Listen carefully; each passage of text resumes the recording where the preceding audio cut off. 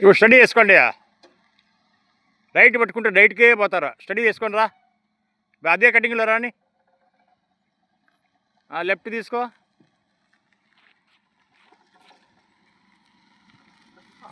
ఇప్పుడు ఆడ break touch చేసుకోవాలా. అట్లా స్టడీ చేసుకోబండి. ఆడనే స్టడీ చేసుకోండి. స్టడీ అంటే రైట్కు కొద్దిగా రైట్ తీసుకుంటే స్టడీ అయిపోతుంది.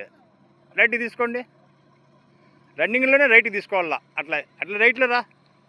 రైట్లో రండి. ఎన్నిసార్లు రైట్లో రండి.